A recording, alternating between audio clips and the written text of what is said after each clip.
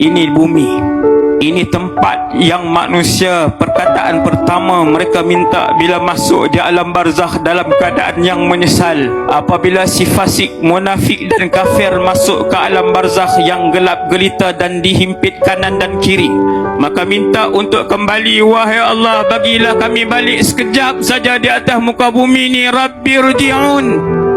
Untuk apa wahai yang minta untuk balik?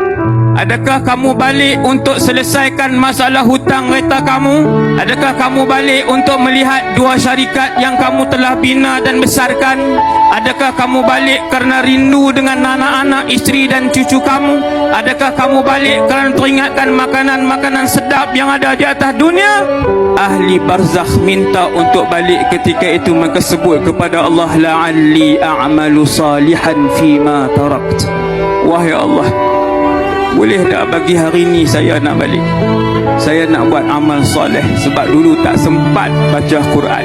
Wahai Allah, boleh tak hari ni izin saya nak balik ke bumi, ke Sungai Petani, rumah saya, bagi balik nyawa saya, kembalikan nyawa saya walau sehari. Wahai Allah, saya teringin sedekah sebab dulu waktu orang umum sedekah pun tangan saya tak tergerak untuk keluarkan duit yang ada dalam poket saya, walaupun saya berduit ketika itu. Wahai Allah, dia duduk di dunia, dia tak mau buat baik, dia tak mau tolong orang, dia tak mau bantu orang, dia tak mau baca Quran, dia tak mau sedekah, dia tak mau salat. Dan akhirnya pada hari pertama itulah yang dia minta untuk kembali.